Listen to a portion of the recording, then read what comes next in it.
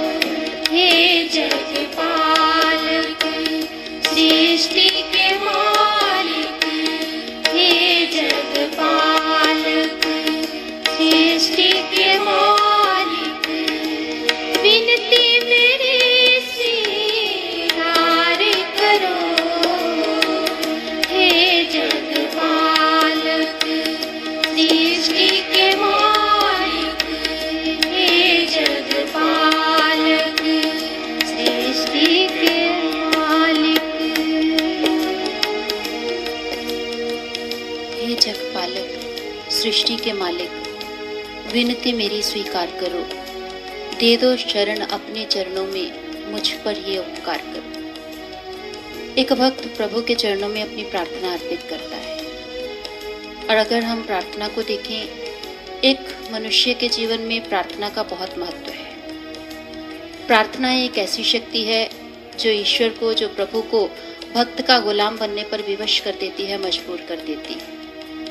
प्रश्न ये नहीं है कि प्रार्थना कितनी लंबी होनी चाहिए, प्रश्न ये नहीं है कि प्रार्थना के अंदर कितनी सुंदर अभिव्यंजनाएं होनी चाहिए, कितने सुंदर शब्द होने चाहिए। मायने ये नहीं रखता। मायने ये रखता है कि एक जीव ने अपने भावों को संजोकर, समेटकर प्रभु के चरणों में प्रार्थना के रूप में अर्पित कर दिया, प्रभु के चरणों में वंदना के रूप में अर्पित कर दिया।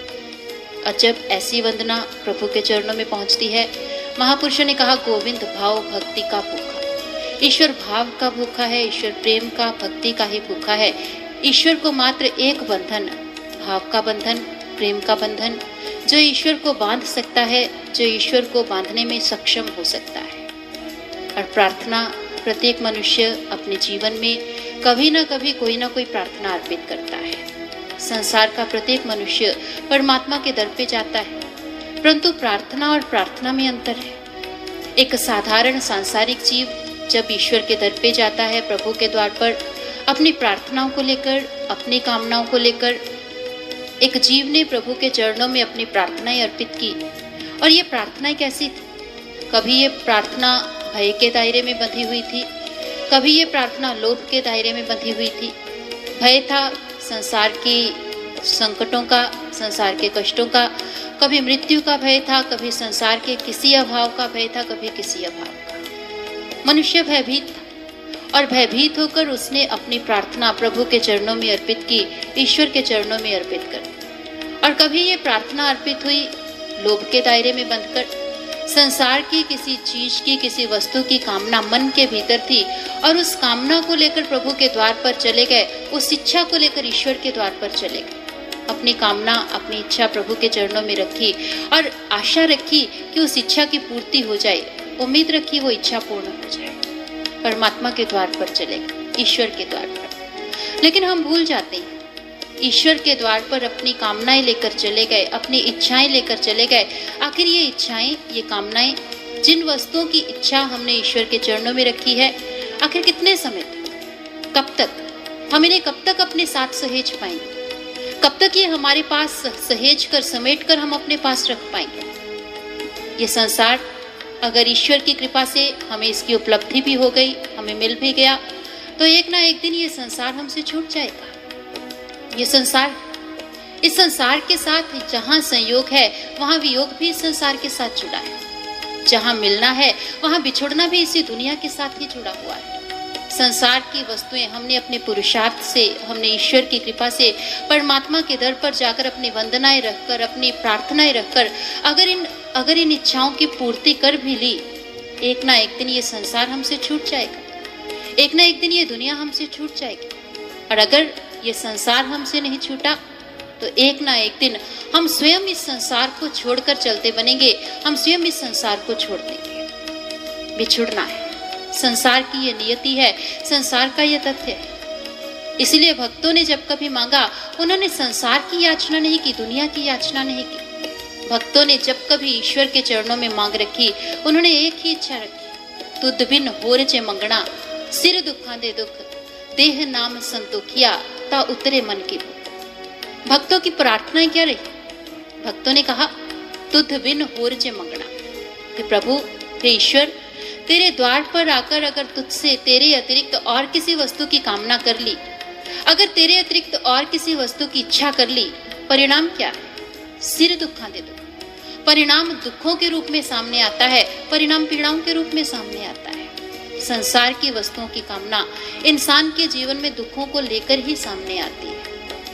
इसलिए अगर प्रदान करना है, अगर देना ही है, तो इस संसार को नहीं, देह नाम संतोखिया, अपने नाम का धन देना, अपने नाम की, अपनी भक्ति की दौलत प्रदान कर देना, ताकि उतरे मन की भूख, ताकि मन को शांति मिल जाए, ताकि मन को तृप्ति की प्राप्ति हो जाए। स्वामी रामकृष्ण परमहंस बहुत सुंदर शब्दों में कहते हैं, वे कहते हैं कि धन नहीं, पुत्र नहीं, पत्नी नहीं, परिवार नहीं, संसार नहीं, ऐसा रोना रोते तो संसार में बहुत से लोग देखे गए, लेकिन ईश्वर ने, भक्ति ने, प्रकाश ने ऐसा रोना रोते संसार में बहुत कम लोग देखे गए। और ऐसे ही लोग हैं जो अपने जीवन को सार्थक करके चले जाते हैं, अपने जीवन को सफल करके चले जाते हैं, जो ईश्वर के दर पर आकर ईश्वर की मांग करते हैं, ईश्वर की कामना करते हैं। और जब कभी एक भक्त के मन के भीतर ईश्वर की कामना जागृत होती है, प्रभु की इच्छा, प्रभु के प्रेम की कामना जागृत होती है, एक भक्त प्रभु के दर पे पहुंचता है और उस भक्त के मन के भीतर पुकार क्या होती है?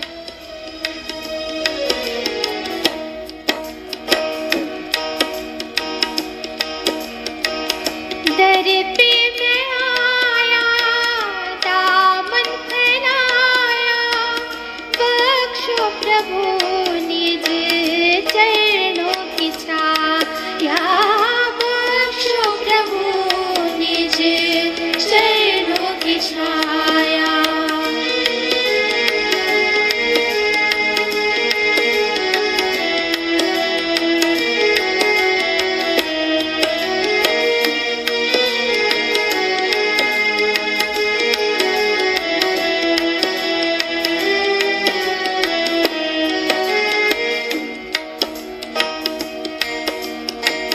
दर पे मैं आया, दामन फैलाया, बख्शो प्रभु निज चरणों की छाया, बख्शो प्रभु निज चरणों की छाया। दुखिया जीव हूँ मैं बेचारा,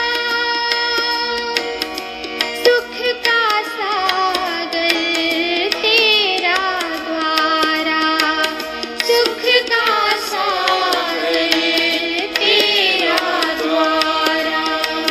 तुम तो अपने दर्शन देकर, तुम तो अपने दर्शन देकर सब दुखों को दूर करो। हे जगपालक, सृष्टि के मालिक, हे जगपालक, सृष्टि के मालिक, विनती मेरी स्वीकार करो। हे जगपालक, सृष्टि के मालिक, हे जगपालक, सृष्टि के मालिक। दर पे मैं आया, दामन फैलाया, बख्शो प्रभु निज चरणों की छाया। एक भक्त प्रभु के दर पे जाता है, परमात्मा से मात्र एकमात्र ही इच्छा है, मात्र एकमात्र ही कामना प्रभु के चरणों में रखता है कि प्रभु अगर कुछ देना है, अगर कुछ प्रदान करना चाहते हैं तो एक ही वस्तु प्रदान करना, अपनी भक्ति दे देना, अपना नाम दे देना, तेरे चरणों में निरंतर मेरा ध्यान रहे, इसके अतिरिक्त और कोई इच्छा नहीं है, इसके अतिरिक्त और कोई कामना नहीं है। क्योंकि संसार की अवस्था को देखें, महापुरुषों ने कहा कि ये संसार कैसा है, कोई तो तन मन दुखी, कोई चित्त उदास, एक एक दुख सबन को, सुखी संत का दास। कोई तो तन मन दुखी, इस संसार के भीतर कोई शारीरिक रूप से दुखी है, कोई मानसिक रूप से अस्वस्थ है, कोई अपनी चिंताओं के भीतर, अपनी परेशानियों के भीतर घिरा हुआ है। प्रत्येक जीव दुखी है, प्रत्येक जीव परेशान है, और इंसान अपनी परेशानियों का, अपनी चिंताओं का हल ढूंढ लेना चाहता है, अपनी परेशानियों का समाधान ढूंढ लेना चाहता है। और अक्सर इंसान अपनी परेशानियों का हल ढूंढने के लिए संसार की तरफ दौड़ता है, संसार के पदार्थों में, संसार की वस्तुओं में अपनी चिंताओं का निदान प्राप्त कर लेना चाहता है। जबकि महापुरुषों ने कहा कि संसार की दौड़ एक ऐसी अंधी दौड़ है जिसमें एक इंसान भागता है, एक इंसान दौड़ता है, चलता है, थक जाता है, टूट जाता है, लेकिन पहुंचता कहीं भी नहीं है, प्राप्ति किसी वस्तु की भी नहीं हो पाती। संसार ऐसा है, और इंसान इस संसार की अंधी दौड़ में से शांति को प्राप्त कर लेना चाहता है, सुख को, सुकून को प्राप्त कर लेना चाहता है। महापुरुषों ने बहुत सुंदर शब्दों में कहा, कहते कि इंसान संसार में सुख की प्राप्ति नहीं हो सकती, क्योंकि संसार के पास सुख है ही नहीं। और जिसके पास जिस वस्तु का अभाव है, भला वो उस वस्तु को कैसे प्रदान कर सकता है? अगर हमारे पास एक प्याले के अंदर अमृत का भंडार मौजूद है और अगर हमसे कोई अमृत की याचना करता है, हम उस अमृत को दे सकते हैं। परंतु अगर हमारे पास एक प्याले के अंदर विष भरा हुआ है और हम इस संसार में किसी को अमृत देना चाहें, तो हम अमृत नहीं दे सकते। हम विवश हैं, विष देने के लिए मजबूर हैं, क्योंकि हमारे पास जो है हम वही इस संसार को दे सकते हैं, वही इस संसार से हमें मिल सकता है। ये संसार कैसा है? ये संसार अधूरा है, ये संसार अपूर्ण है। इस संसार को दुखों की नगरी कहा गया। ये संसार कष्टों की नगरी। और अगर हम इस संसार से सुख को ढूंढने चले जाएं, इस संसार से सुख नहीं मिल सकता। जो थोड़ा बहुत सुख हमें इस संसार के भीतर दिखाई देता है, वो सुख कैसा है? वो सुख अपने साथ एक भयंकर दुख को लेकर आता है। प्रत्येक दिन के बाद रात चली आती है, प्रत्येक सुबह के बाद सांझ चली आती है, और इसी तरह प्रत्येक सुख के बाद दुख भी इंसान के जीवन में आता है। इस संसार से जिस सुख की हम प्राप्ति कर लेते हैं, वो सुख हमारे जीवन के भीतर ठहरता नहीं है, वो सुख हमारे जीवन के भीतर रुकता नहीं है। वो सुख ढल जाता है, चला जाता है, और दुख का पदार्पण हमारे जीवन के भीतर हो जाता है, दुख का पदार्पण हमारी जिंदगी के भीतर हो जाता है। हम संसार से सुख को ढूंढना चाहते हैं। महापुरुषों ने कहा, संसार कैसा है? ये संसार एक ऐसी बोतल की तरह है जिस बोतल पर लेबल गलत लग गया है। लेबल लग गया है चीनी का, लेकिन जब उसे खोलते हैं तो उसके भीतर नमक निकलता है। लेबल लग चुका है अमृत का, लेकिन जब उस बोतल को खोला तो उसके भीतर से जहर निकलता है, विष निकलता है। लेबल लग चुका है सुख का, लेकिन जब भीतर से खोलते हैं तो भीतर से दुख निकलता है, पीड़ाएं निकलती है। संसार की वास्तविकता ये है, संसार की सच्चाई। और हम इस संसार के पीछे दौड़ते हैं, इस दुनिया के पीछे, दुनिया की दौड़ जो कभी खत्म नहीं होती, संसार के पदार्थों की दौड़ जिसका कभी अंत नहीं होता। एक वस्तु की प्राप्ति होती है तो दूसरी की इच्छा मन के भीतर जागने लगती है, दूसरी की प्राप्ति कर लेते हैं तो एक अन्य वस्तु की इच्छा मन के भीतर जागने लगती है। किसी ने बहुत सुंदर शब्दों में कहा, चाह आने से रुपए बनाने लगी, चाह रुपए से कोठी बनाने लगी, चाह कोठी में मोटर बुलाने लगी, चाह मोटर में होटल ले जाने लगी, चाह होटल में बोतल खुलाने लगी, चाह क्या से क्या करवाने लगी। संसार की कामना है। ये संसार की कामना इंसान को कहां से कहां तक लेकर चली जाती है। एक होते तो 10 होते, 10 हुए तो 100 की इच्छा है, 100 पाकर भी संतोष नहीं, अब सहस्त्र हुए तो अच्छा है। ऐसा ही करते करते राजा के पद पर पहुंचा है, पद पाकर भी संतोष नहीं, ऐसी यह डायन तृष्णा है। एक होते तो 10 होते, एक की कामना मन के भीतर जागी, अपने प्रयास से, अपनी कोशिश से उस एक की प्राप्ति कर ली। अब मन में इच्छा होती है कि 10 क्यों नहीं, 10 मिल गए, 100 क्यों नहीं, 1000 क्यों नहीं।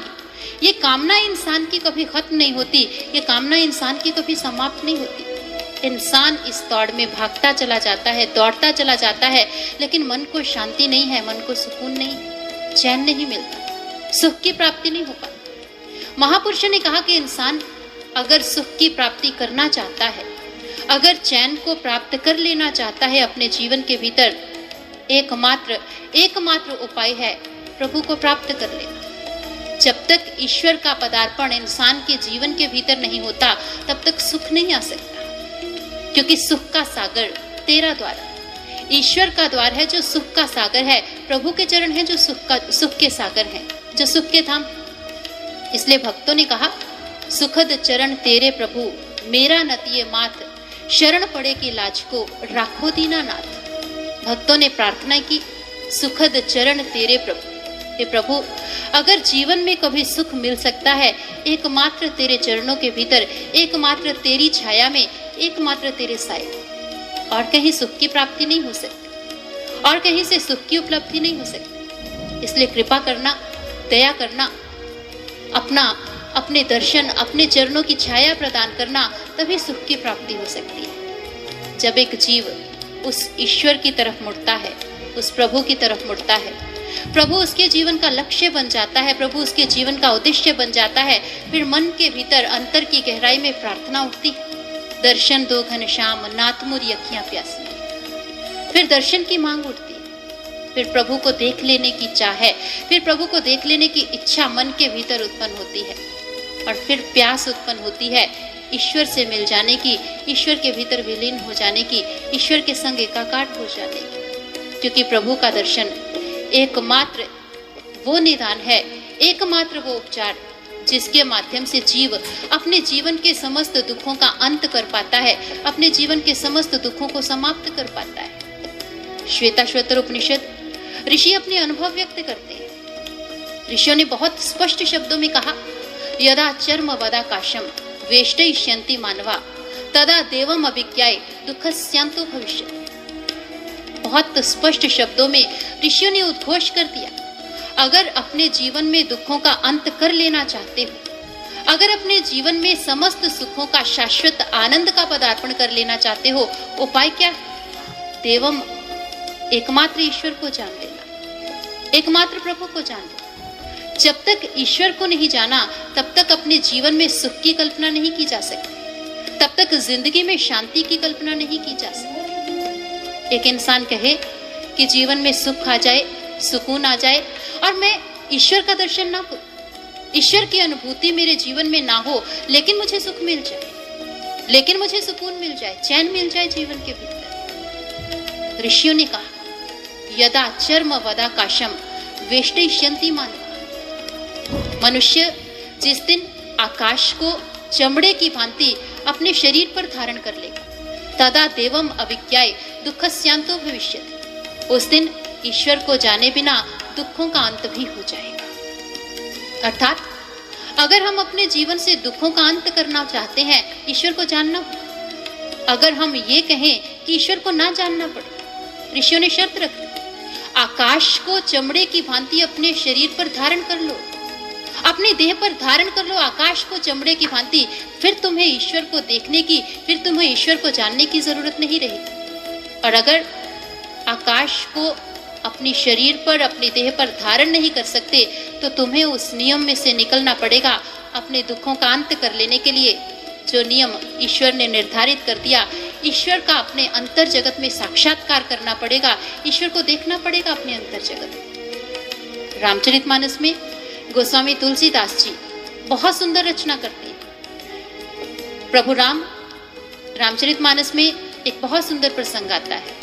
विभीषण प्रभु से मिलने के लिए आते हैं। प्रभु ने सुग्रीव से पूछा कि आखिर क्या किया जाए, क्या इन्हें आने दिया जाए? सुग्रीव ने कहा, प्रभु राक्षसों का कोई भरोसा नहीं है, कोई विश्वास नहीं, और ये तो स्वयं राक्षस राज रावण का भाई, इसका विश्वास क्यों? अगर मेरी मानो तो इसे कारागार के भीतर, इसे बंधन के भीतर बांध कर रखो।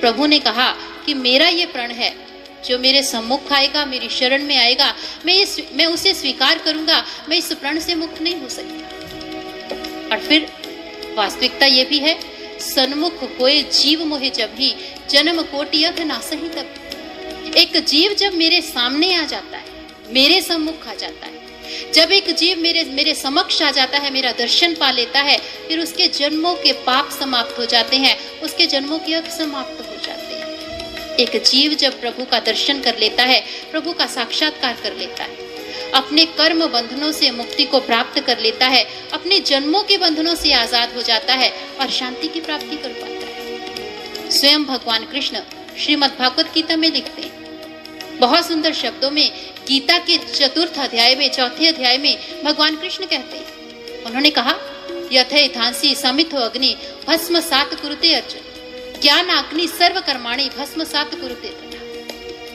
यथैथांसि, जैसे लकड़ियों के एक बड़े ढेर को एक चिंगारी जलाकर भस्म कर देती है, समाप्त कर देती है, ज्ञान अग्नि सर्व कर्माणि भस्म सात कुरुते तथा। ज्ञान की आग, ज्ञान की अग्नि एक जीव के समस्त कर्मों को जलाकर भस्म कर देती है, स्वाहा कर देती है, समाप्त कर देती है। ज्ञान की अग्नि समस्त कर्म जो इंसान के दुखों का कारण है, जो इंसान के सुखों का कारण है, जो एक जीव के इस संसार में बंधन का कारण है, वे समस्त कर्म समाप्त होते हैं जब एक जीव, ज्ञान की अग्नि एक जीव के अंतः में प्रज्वलित हो जाती है, एक मनुष्य के भीतर प्रज्वलित हो जाती है। ज्ञान आपको। आज बहुत से लोग कहते हैं हमें ज्ञान है ईश्वर के बारे में। हम जानते हैं ज्ञान कैसा, हमने पढ़ा है, हमने सुना है, हमने विचार किया है ईश्वर के बारे में, हमने बहुत से शास्त्रों का अध्ययन कर लिया, हमें बड़ा ज्ञान है ईश्वर के विषय में।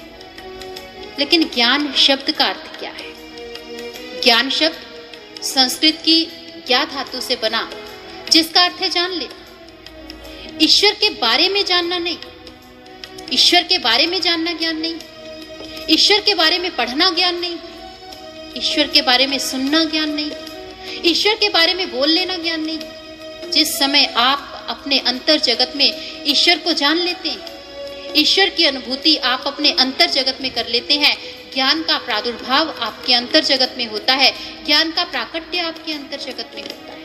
और जब वो ज्ञान आपके भीतर प्रस्फुटित होता है, जब ये ज्ञान अग्नि अंतर जगत में प्रज्वलित हो जाती है, फिर जीवन के समस्त कर्मों का अंत होना आरंभ हो जाता है। और जैसे जैसे जीव के कर्मों का अंत होता चला जाता है, इंसान अपने जिंदगी के, अपने जीवन के दुखों से मुक्ति को प्राप्त करता है, अपने जीवन की पीड़ाओं से मुक्ति को प्राप्त करता चला जाता है। और फिर पदार्पण होता है जिंदगी में सुख का, फिर पदार्पण होता है जीवन में आराम का, फिर चैन मिलता है, फिर वो शाश्वत सुख मिलता है, वो शाश्वत आनंद मिलता है, जिस आनंद के बाद किसी पीड़ा का, किसी दुख का नामो निशान तक नहीं रहता। क्योंकि संसार में सुख का विलोम शब्द दुख है, शांति का विलोम शब्द अशांति है, हंसी का विलोम शब्द गम है, पीड़ाएं। लेकिन जब कभी आनंद शब्द का प्रयोग किया गया, आनंद का विलोम शब्द नहीं मिलता। आनंद के साथ अगर हम किसी चीज की कल्पना करते हैं, किसी शब्द की कल्पना करते हैं, आनंद के पश्चात आता है परमानंद। आनंद के बाद परमानंद का ही प्रादुर्भाव होता है, आनंद के बाद परमानंद ही इंसान के जीवन में आता है। और वही आनंद उसका आरंभ हो जाता है जब एक इंसान अपने भीतर ईश्वर का दर्शन करता है, अपने भीतर ईश्वर का साक्षात्कार कर लेता है। और जब अपने भीतर ईश्वर को देखा, जब अपने अंतःकरण में ईश्वर का साक्षात्कार किया, मन के भाव क्या होते हैं, मन की भावनाएं कैसी होती हैं?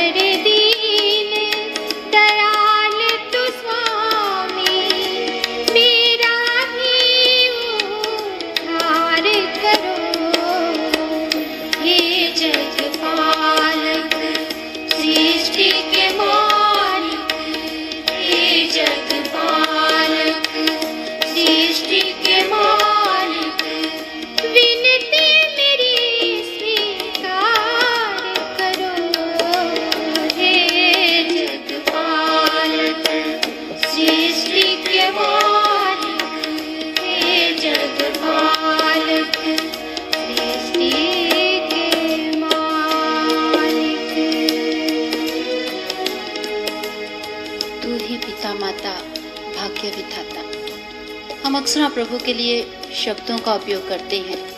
प्रभु के लिए जब कभी हमारे भीतर के उद्गार प्रकट होते हैं, हमारे भीतर से शब्द निकलते हैं, तुम ही हो माता पिता, तुम ही हो बंधु सखा, तुम ही हो। हमने प्रभु के चरणों में जब कभी प्रार्थनाएं रखी, हमने प्रभु से संबंध जोड़ ली। त्वमेव माता च पिता त्वमेव, त्वमेव बंधुश्च सखा त्वमेव, त्वमेव विद्या द्रविणम त्वमेव, त्वमेव सर्वम मम देव। हे ईश्वर, हे प्रभु, तुम मेरे माता, तुम मेरे पिता, तुम मेरे बंधु हो और तुम ही मेरे सखा, तुम मेरे सर्वस्व हो, तुम ही मेरे सब कुछ हो, तुम ही मेरे सब कुछ हो। हमने बड़ी आसानी से इन शब्दों का चयन कर लिया, हमने बड़ी आसानी से इन शब्दों का उपयोग भी कर लिया, प्रयोग भी कर लिया, लेकिन हमारे ये शब्द, हमारे इन शब्दों के भीतर दृढ़ता कितनी है? हमें अपने इन शब्दों के प्रति विश्वास हमारे भीतर कितना गहरा है? हमारा विश्वास कैसा है? प्रभु के दर पे जाते हैं, अपनी इच्छाएं, अपनी कामनाएं प्रभु के दर पे रखते हैं। अगर हमारी उन इच्छाओं की पूर्ति हो जाती है, उन कामनाओं की पूर्ति हो जाती है, हमें लगता है ईश्वर है, हमें लगता है हमारा अपना है, हमें लगता है कि हमारा कितना विश्वास ईश्वर के चरणों में है। लेकिन जरा सी चूक हो जाए, संसार की वस्तुएं मिली हैं, उन वस्तुओं में से अगर एक वस्तु की कमी हमारे जीवन के भीतर कहीं हो जाए, कहीं एक वस्तु हमसे छूट जाए, कहीं एक वस्तु हमसे बिछुड़ जाए, उसी ईश्वर के अस्तित्व पर प्रश्न चिन्ह खड़ा कर देते हैं। जो ईश्वर हमारे विश्वास का विषय था, जो ईश्वर हमारी आस्था का विषय था, झट से मन के भीतर विचार आ जाता है, कौन ईश्वर है, कैसा ईश्वर, पता नहीं ईश्वर है या नहीं। अगर सच में ईश्वर होता तो हमारे जीवन में ये कमी क्यों होती, हमारे जीवन में ये अभाव किस लिए होता? हमारा विश्वास लड़खड़ा जाता है, हमारा विश्वास टूट जाता है। विश्वास है, लेकिन विश्वास की जड़ें मन की गहराई तक नहीं उतरी है। गहरा विश्वास नहीं है ईश्वर के चरणों में, कभी भी किसी भी क्षण लड़खड़ा जाता है, कभी भी किसी भी क्षण हमारे कदम बहक जाते हैं, हम उस विश्वास को खो बैठते हैं। विश्वास है मगर गहरा क्यों नहीं, दृढ़ क्यों नहीं, अटल किस लिए?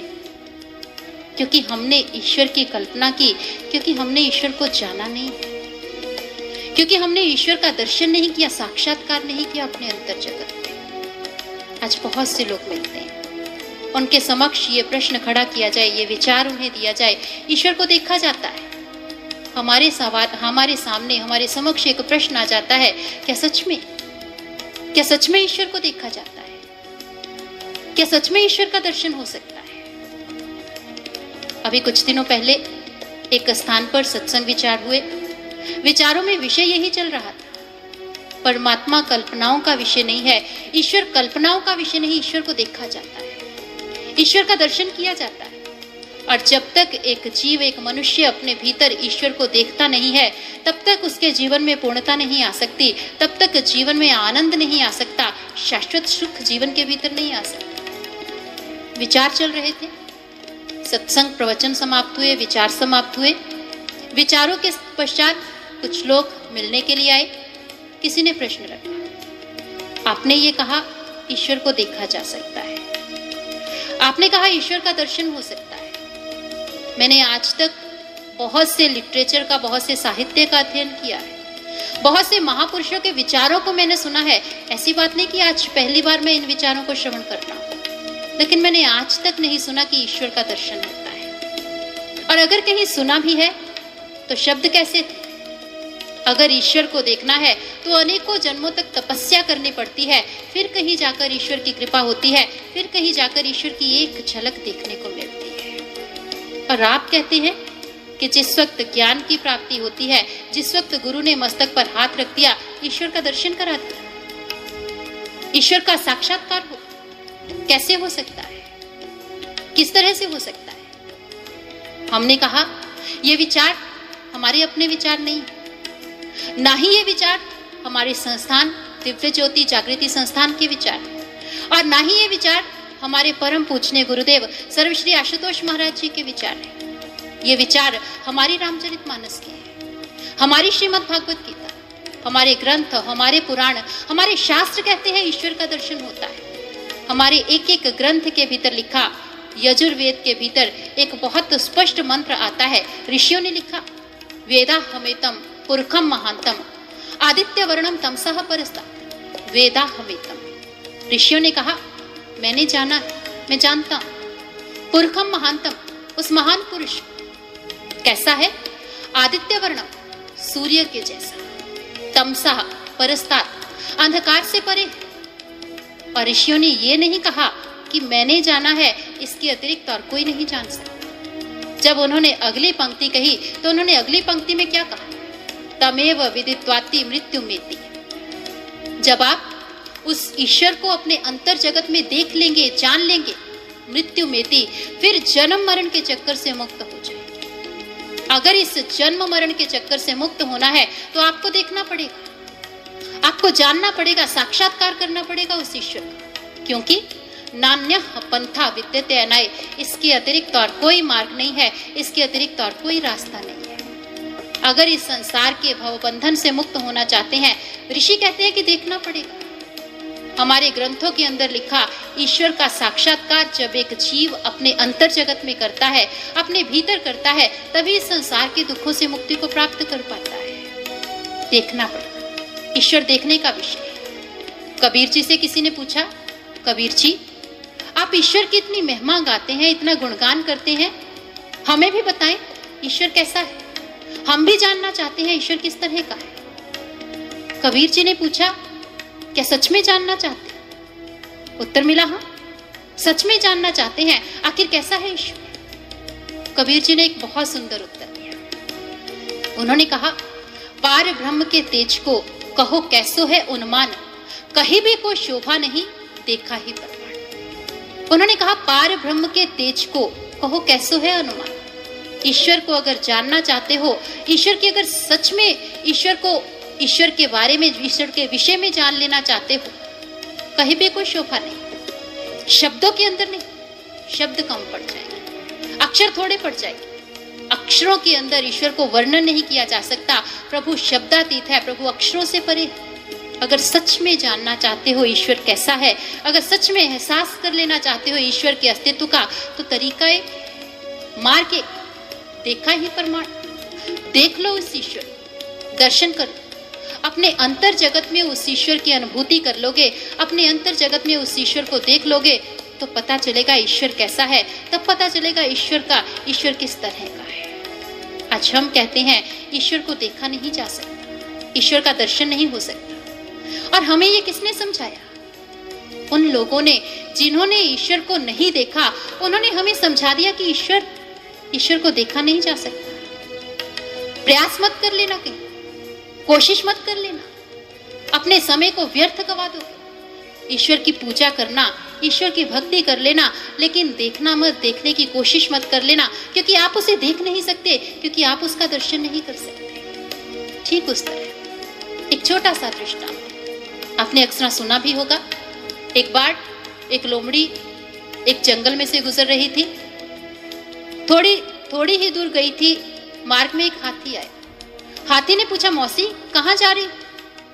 लोमड़ी ने कहा, मैंने सुना है कि पास ही एक अंगूरों की बेल है, उस पर बड़े सुंदर सुंदर अंगूर है, अंगूरों का बाग है, मैं अंगूर खाने के लिए जा रही हूँ। थोड़ी दूर गई, एक खरगोश मिला, उसने पूछा, मौसी कहाँ जा रही?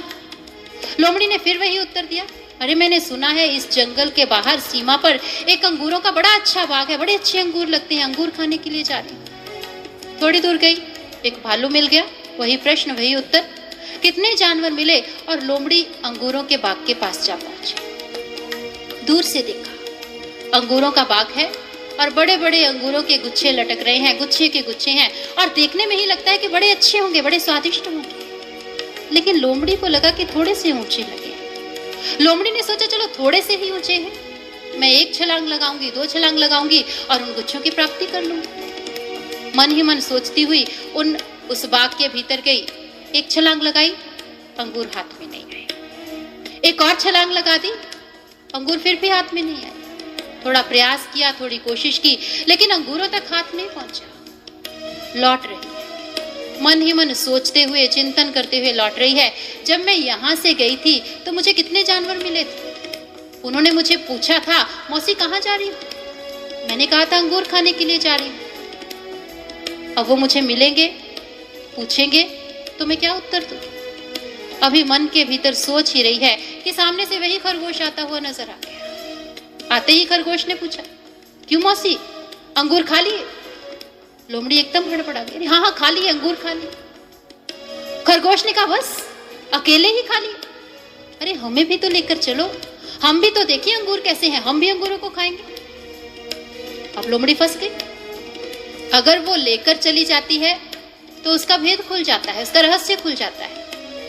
अगर नहीं लेकर जाए तो उत्तर क्या था? और लोमड़ी ने एक बहुत सुंदर उत्तर ढूंढा। उसने कहा, अंगूर खाने की कोई आवश्यकता नहीं, मैंने उन अंगूरों को चख कर देख लिया, मैंने उन अंगूरों को खाकर देख लिया। अब अंगूरों के बाग तक जाओगे तो अपने समय को नष्ट करोगे। अंगूर खाने की आवश्यकता नहीं, क्योंकि अंगूर खट्टे हैं। खुद अंगूरों को नहीं खाया और दूसरों को समझा दिया कि अंगूर खाना मत, अंगूर खट्टे हैं। ठीक हमारे साथ उन लोगों ने किया जिन्होंने ईश्वर को नहीं देखा, उन्होंने हमें समझा दिया ईश्वर को देखने की आवश्यकता नहीं है, क्योंकि आप ईश्वर को देख नहीं सकते, क्योंकि आपको ईश्वर का दर्शन नहीं हो सकता, इसलिए अपने समय को व्यर्थ गंवाने की आवश्यकता नहीं। जबकि हमारे ग्रंथ कहते हैं, हमारे शास्त्र कहते हैं, ईश्वर को देखा जा सकता है। रामचरितमानस में गोस्वामी तुलसीदास जी बहुत सुंदर लिखते हैं। वे कहते हैं कि जाने बिन ना होए प्रतीति, बिन प्रतीति ना होए प्रीति, बिन प्रीति नहीं भक्ति दृढ़ाई, जिमी खगपति जल के चिकनाई। उन्होंने कहा, जाने बिन ना होए प्रतीति, जब तक आप ईश्वर को जानते नहीं, जब तक आप ईश्वर को देखते नहीं, आपका उस पर विश्वास नहीं हो सकता। एक साधारण इंसान पर ही हम विश्वास नहीं कर सकते जब तक हम उसे देख नहीं लेते। जैसे मान लीजिए आप अपने घर के भीतर हैं, आपके घर में आपके टेलीफोन पर किसी की कॉल आई, आपने उसे अटेंड किया और पहली हलो में ही आप समझ गए कि किसी ने रॉन्ग नंबर डायल कर दिया है। फिर भी आपको बातें अच्छी लगी, आपने उन बातों को सुना, उनका उत्तर दिया। आपको लगा कि सामने वाला कितना सुलझा हुआ व्यक्ति है, कितना सुलझा। आपको अच्छा लगा, आपने उस व्यक्ति का फोन नंबर ले लिया। अब कभी आप फोन कर लेते हैं, कभी उस व्यक्ति का फोन आ जाता है। आप अपनी अच्छी बातें शेयर करते हैं, अपनी बुरी बातें शेयर कर लेते हैं, अपनी अच्छी घटनाओं को उसे बताते हैं और वो व्यक्ति अपनी बातें शेयर करता है। मतलब एक अच्छी सी फोन फ्रेंडशिप की शुरुआत आपके बीच में होती है। समय बीत गया, आपकी फोन के माध्यम से वार्तालाप हुई, बातचीत हुई, लेकिन आप एक दूसरे से मिले नहीं। एक दिन उस व्यक्ति का आपके पास फोन आया। उस व्यक्ति ने आपसे कहा कि देखिए भाई साहब, मैं बड़ी मुसीबत में फंस गया, कल शाम तक मुझे किसी भी कीमत पर 50,000 रुपए चाहिए, हर हालत। अगर ये 50,000 कल शाम तक मुझे नहीं मिले तो मैं कंगाल हो जाऊंगा, बर्बाद हो जाऊंगा। देखिए हमारी इतनी अच्छी दोस्ती है, इतने अच्छे से आप मुझे समझते हैं, मैं आपको समझता हूँ। आप कृपया प्लीज, मैं आपको ये एड्रेस देता हूँ, पता देता हूँ, आप इस एड्रेस पर प्लीज मुझे कल शाम तक 50,000 भिजवा दीजिए। क्या करेंगे आप? 50,000 भिजवा देंगे? आप 50,000 नहीं भिजवाएंगे। और अगर कभी आपके मन के अंदर आता भी है कि व्यक्ति कितना सुलझा हुआ, कितनी अच्छी बातें थी, इसकी मदद करनी चाहिए, तब भी आप क्या करते हैं? आप उस एड्रेस पर जाते हैं, आसपास के लोगों से मिलते हैं, पता करते हैं ये व्यक्ति कैसा है, किस तरह का ये व्यक्ति। और जब आपको लगता है कि पड़ोसियों से उत्तर मिल गया, अड़ोस पड़ोस से उत्तर मिला कि व्यक्ति वाकई बड़ा नेक इंसान था, अच्छा इंसान था, लेकिन कुदरत की मार, बड़ी भयंकर मार पड़ी, अगर कल तक 50,000 नहीं मिले तो बेचारा सच में बर्बाद हो जाएगा। अब क्या करेंगे आप? आपने पड़ोसी के हाथ में 50,000 दिए, जाओ उस व्यक्ति तक पहुंचा दो। आप ऐसा भी नहीं करते। आप क्या करेंगे? आप स्वयं उस व्यक्ति के घर जाएंगे, उस व्यक्ति से मिलेंगे, बातचीत करेंगे। और जब आपने उस व्यक्ति से मिलकर उससे बातचीत की, आपकी संतुष्टि हो गई, तो आप 50,000 क्या, आप 1,00,000 देने के लिए तैयार हो जाएंगे। पहले नहीं, आप दे सकते हैं, क्योंकि पहले आपने उस व्यक्ति को जाना नहीं था, अब आपने उस व्यक्ति को जान लिया, अब उससे मुलाकात हो, अब उस पर विश्वास हो। एक साधारण इंसान पर आप विश्वास करना चाहते हैं, आप उसे देखते हैं, मिलते हैं, बातचीत करते हैं, आपका विश्वास बनता है। और जहां तक ईश्वर की चर्चा है, तुलसीदास जी ने कहा, जाने बिन ना होए प्रतीति, जब तक जानोगे नहीं तब तक विश्वास नहीं। बिन प्रतीति ना होए प्रीति, जब तक विश्वास नहीं है तब तक प्रेम नहीं। बिन प्रीति नहीं भक्ति दृढ़ाई। जब तक प्रेम नहीं है तब तक भक्ति दृढ़ नहीं हो सकती, तब तक भक्ति मजबूत नहीं हो सकती। मन के भीतर भक्ति दृढ़ होती है, भक्ति मजबूत होती है जब ईश्वर का साक्षात्कार अपने अंतर जगत में कर लेते हैं, जब प्रभु का दर्शन अपने अंतर जगत में कर लेते हैं। और जब प्रभु को अपने अंतर में देखा, अपने भीतर में दर्शन किए, तभी एहसास हुआ, तभी पता चला कि ईश्वर ही एक जीव का वास्तविक सहारा है, ईश्वर ही एक जीव का वास्तविक सहायक हो सकता है। और जब अंतर की गहराई में, भीतर की गहराई में यह एहसास अपने अंतर जगत में हुआ, तो मन के भीतर अंतर में क्या भाव उठते हैं? दिल में तमन्ना बस यही चाहना, चरणों से दूर रहूं मैं कभी ना। दिल में तमन्ना बस यही चाहना, चरणों से दूर रहूं मैं कभी ना। चरणों से दूर रहूं मैं कभी ना। दासों का तेरी दास कहाँ हूँ, हर पल तेरी सेवा कमाऊं, हर पल तेरी सेवा कमाऊं। तुम तो प्रभु हो दया के सागर, तुम तो प्रभु हो दया के सागर। मुझ पे दया दातार करो, हे जगपालक सृष्टि के मालिक, हे जगपालक सृष्टि के मालिक। दिल में तमन्ना बस यही चाहना, चरणों से दूर रहूं मैं कभी। मन के अंदर एक ही इच्छा, दिल के अंदर एक ही भाव कि प्रभु के चरणों का जो आश्रय मिला है, जो सहारा मिला है, उस आश्रय से, उस सहारे से कभी दूर ना हो। वो आश्रय जीवन के भीतर निरंतर बना रहे। तुलसीदास जी प्रभु के चरणों में एक प्रार्थना रखते हैं। तुलसीदास जी ने प्रभु के चरणों में वंदना रखी, कामे ही नार प्यारी जिमी, लोभे ही प्रिय जिमि दाम, तिमि रघुनाथ निरंतर, प्रिय लागो हूँ मोहि राम। प्रभु के चरणों में प्रार्थना रखी, हे प्रभु, जैसे एक कामी व्यक्ति को नारी प्रिय होती है और जैसे एक लोभी व्यक्ति को धन प्रिय होता है, ऐसे मुझे आप निरंतर प्रिय रहें, आप मेरे मन में निरंतर बसे रहें। प्रभु ने प्रश्न कर दिया, तुलसीदास, तुमने एक कामी व्यक्ति की इच्छा जाहिर कर दी, तो एक लोभी व्यक्ति की क्यों? मन के भीतर मेरी कामना बनी रहे, यही क्या काफी नहीं? तुलसीदास जी ने कहा, नहीं प्रभु, अधूरी है। क्योंकि एक व्यक्ति जिसके मन के भीतर कामना है, इच्छा है, अगर इच्छा की पूर्ति हो जाती है तो उस वस्तु के प्रति, जिस वस्तु की इच्छा थी, उसके प्रति एक नीरसता मन के भीतर जन्म ले लेती है, उसके प्रति भाव फीके पड़ जाते हैं। मेरे मन के भीतर आपके चरणों के प्रति इच्छा है, आपके प्रेम के प्रति इच्छा, और मैं नहीं चाहता कि अगर मुझे आपकी प्राप्ति हो जाए उसके बाद मेरे मन में आपके प्रति भाव फीके हो जाए, उसके बाद मेरे मन में भक्ति के प्रति नीरसता आ जाए। इसलिए दूसरी इच्छा रखी, लोभे ही प्रिय जिमि दाम।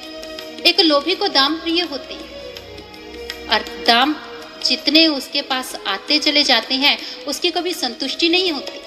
जितना धन आता चला जाता है उतनी प्यास बढ़ती चली जाती है, उतनी इच्छा बढ़ती चली जाती है। इसलिए मेरे मन के भीतर निरंतर आपकी प्यास बनी रहे, निरंतर आपका प्रेम, आपकी इच्छा, आपकी भक्ति की इच्छा बनी रहे। और जब मन के भीतर ये भाव उत्पन्न होते हैं तो मन के भीतर कामना क्या है? दासों का दास, निरंतर तेरे दासों का, तेरे सेवकों का सेवक भी बना रहे, दासों का दास। भावना क्या है? मन के भीतर नम्रता की पराकाष्ठा है, नम्रता मन के भीतर जन्म ले। और ये नम्रता ईश्वर का गुण है, प्रभु का गुण। प्रभु के गुणों का पदार्पण हमारे अंतर जगत में हो जाए। दया मन के भीतर जन्म, सहनशीलता मन के भीतर जन्म, प्रेम मन के भीतर जन्म ले, नम्रता मन के भीतर जन्म ले। प्रभु के गुण हमारे अंतर में प्रवेश कर जाएं, प्रभु के गुण हमारे अंतर में आ जाएं। और प्रभु के गुण हमारे अंतर जगत में कैसे आएंगे? हमने किसी व्यक्ति के विषय में सुना, एक व्यक्ति हमारे पड़ोस में रहता है, बड़ा अच्छा है, बड़ा नेक इंसान है, बड़े गुण उसके पास है, प्रत्येक व्यक्ति उस पर विश्वास करता है, प्रत्येक व्यक्ति का विश्वास पात्र है। हमें लगता है कि हम क्यों नहीं, हमें लगता है कि उस व्यक्ति के गुण हमारे भीतर क्यों नहीं आ जाते। हम उन गुणों को सीखना चाहते हैं। कैसे सीखेंगे? उसके बारे में पढ़कर, उसके बारे में सुनकर, उसके बारे में बोलकर, पढ़कर, सुनकर, बोलकर हम उसके गुणों को नहीं सीख सकते। अगर हम उसके गुणों को सीखना चाहते हैं, हमें उस व्यक्ति के पास जाना पड़ेगा।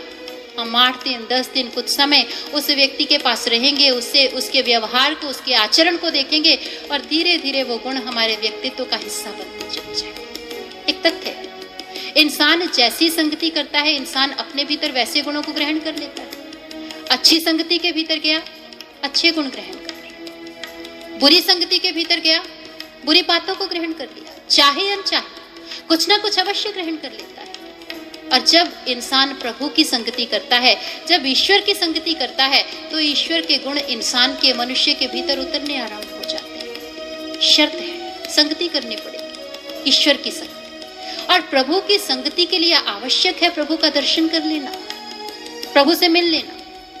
मिलने के लिए आवश्यक है प्रभु का साक्षात्कार कर लेना। जब एक जीव ईश्वर का साक्षात्कार अपने अंतर जगत में करता है, अपने भीतर करता चला जाता है और उसे अपना अभ्यास बना लेता है, फिर इंसान के भीतर ईश्वर के गुणों का पदार्पण होता है।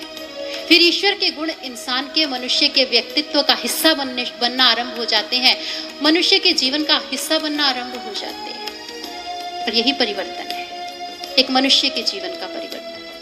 हमारे भीतर की कामनाएं, हमारे भीतर का क्रोध, हमारे भीतर के विकार, हमारे भीतर का अहंकार, हम इनसे निजात अवश्य पाना चाहते हैं, लेकिन मार्ग नहीं जानते। जब तक ईश्वर का दर्शन हम अपने अंतर जगत में नहीं कर पाते, तब तक हम इन विकारों से निजात नहीं पा पाते। ईश्वर अंतर जगत में उतरता है, भीतर के दुर्गुणों से मुक्ति प्राप्त होती है और भीतर सद्गुणों का पदार्पण होना आरंभ हो जाता है, भीतर सद्गुण आने आरंभ हो जाते हैं। इंसान के जीवन के भीतर, मनुष्य के मन के भीतर परिवर्तन आता है, मनुष्य की जिंदगी के भीतर परिवर्तन आता है। और हमारा इतिहास साक्षी है, शब्दों से जिंदगियां नहीं बदलती, अक्षरों के भीतर जिंदगियों को बदलने की सामर्थ्य नहीं। एक इंसान कहे कि शब्द से जीवन बदल जाए, अवस्था कैसी? एक मनुष्य, किसी ने बहुत सुंदर शब्दों में कहा, सितारों ने कहा गगन बदल गया, बहारों ने कहा चमन बदल गया, एक फकीर ने कहा कुछ नहीं बदला, मुर्दा वही का वही है, कफन बदल गया। ऊपर से बदल ली। आज शब्दों के ज्ञान ने हमारे व्यवहार को बदल दिया। हमने अपने घरों के फर्नीचर को बदल लिया, हमने अपने घरों के कर्टेन्स को बदल लिया, हमने अपने रहने सहने के ढंग को बदल लिया। लेकिन क्या हम बदले? क्या हमारे जीवन के भीतर परिवर्तन आया? हमारे जीवन के भीतर कहीं कोई परिवर्तन नहीं।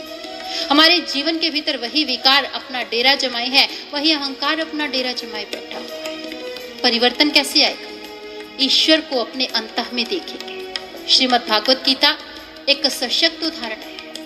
अर्जुन के मन के भीतर का विकार था, अर्जुन के मन के भीतर की बीमारी थी, रोग था। अर्जुन को मोह हो गया अपने संबंधियों के प्रति, अपने भाइयों के प्रति, भीष्म पितामह के प्रति, अपने गुरु कृपाचार्य के प्रति, गुरु द्रोणाचार्य के प्रति। अर्जुन ने अपना गांडीव रखा, रथ के पिछले हिस्से में चला गया, मैं ये युद्ध नहीं कर सकता। और हम कहते हैं भगवान कृष्ण ने अर्जुन को गीता का उपदेश दिया, अर्जुन ने गीता के उपदेश को ग्रहण किया, और जिस वक्त गीता के उपदेश को ग्रहण किया, अर्जुन के जीवन के भीतर परिवर्तन आया। अर्जुन ने कहा, भगवान मेरे जीवन के भीतर नष्टो मोहा समृतिर लगता, मेरा मोह नष्ट हो गया, अब मुझे बताइए किससे मुझे युद्ध करना है। लेकिन क्या इतनी कहानी है? अगर मात्र इतनी ही कहानी होती, जो परिवर्तन अर्जुन के जीवन के भीतर आया, ठीक वही परिवर्तन धृतराष्ट्र के जीवन के भीतर भी आ जाना चाहिए। बीमारी एक, इलाज एक। अगर अर्जुन की समस्या मोह थी, धृतराष्ट्र की समस्या अलग नहीं थी। मोह उसकी भी समस्या थी।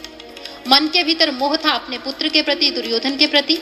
मन के भीतर मोह था अपने राज्य सिंहासन के प्रति। इलाज एक, भगवान कृष्ण ने अर्जुन को गीता का उपदेश दिया और संजय ने धृतराष्ट्र।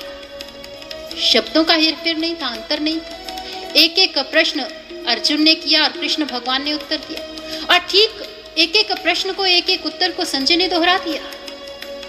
लेकिन गीता के अंत में अर्जुन ने जहां अपने मोह से मुक्ति को प्राप्त करके अपने कर्तव्य को ग्रहण कर लिया, धृतराष्ट्र अपने मोह से मुक्त नहीं हो पाया। किस लिए नहीं हो पाया? क्योंकि धृतराष्ट्र को मात्र शब्द मिले, अर्जुन को मात्र शब्द नहीं मिले।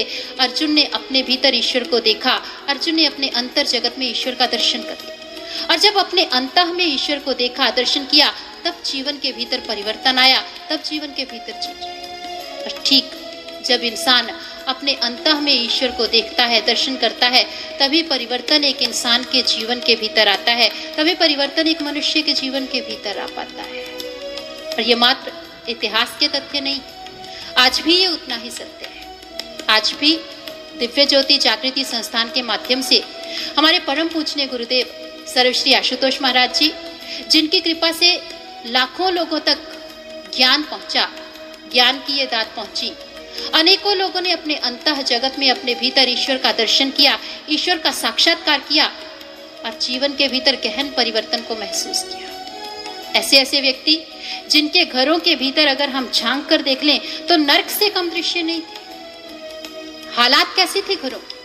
पति ने शराब पी, अपनी कमाई को उड़ाया, घर वापस लौटा, पत्नी ने जो अपनी मेहनत से, परिश्रम से कमाया था उसे भी समाप्त कर दिया, उसे भी खत्म कर दिया, और अपनी पत्नी को, बच्चों को घरों से बाहर निकाल कर खड़ा कर दिया, ये मेरा घर है। नर्क से विभत्स दृश्य थे। ज्ञान उन घरों के भीतर पहुंचा सर्वश्री आशुतोष महाराज जी की असीम अनुकंपा से, और आज उन्हीं घरों से सत्य का प्रचार निकलता है, आज उन्हीं घरों से सत्य का संदेश निकलता है, परिवर्तन है। और जब एक जीव अपने भीतर ईश्वर का दर्शन करता है, देखता है, यही परिवर्तन अंतर जगत में उतरता है। और दर्शन के लिए अगर हम उस ईश्वर का दर्शन अपने अंतर जगत में करना चाहते हैं, गीता हमें एक शब्द के माध्यम से उत्तर देती है। तद्विधि प्रणिपातेन परिप्रश्नेन सेव्या उपदेक्ष्यन्ति ते ज्ञानम ज्ञानिनः तत्वदर्शिनः। हे अर्जुन, तत्व ज्ञानी महापुरुषों के पास जा, जिन्होंने उस ईश्वर को अपने भीतर देखा है, दर्शन किया है। तद्विधि प्रणिपातेन परिप्रश्नेन सेव्या, उनके चरणों में जाकर उन्हें प्रणाम कर, उन्हें वंदना कर, उनसे प्रश्न कर अध्यात्म के संबंध में, और वे तुझे ज्ञान की निधि प्रदान करेंगे। वे तेरे अंतर में उस ईश्वर को दिखा देंगे, तेरे अंतर में उस ईश्वर का दर्शन करा देंगे। और जब ईश्वर को अपने अंतर जगत में देखा, दर्शन अंतर जगत में किया, तभी एक भक्त अपने भाव ईश्वर के चरणों में रखता है।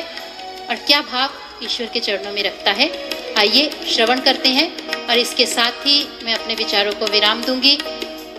और आइए श्रवण करते हैं इन भावों को और अर्पित करते हैं प्रभु के चरणों में। हे जगपालक, सृष्टि के मालिक, हे जगपालक, सृष्टि के मालिक, विनती मेरी स्वीकार करो, दे दो शरण अपने चरणन में, दे दो शरण अपने चरणन में, मुझ पर उपकार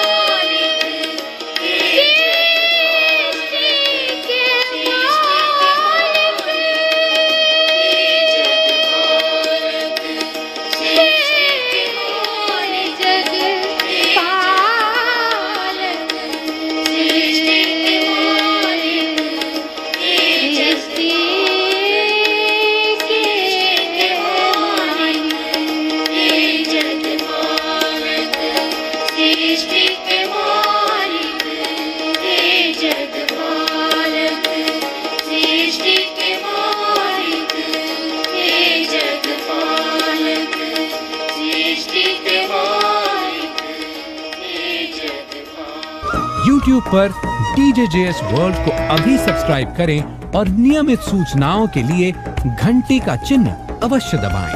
साथ ही Instagram, Facebook और Twitter पर करें DJJS वर्ल्ड को फॉलो।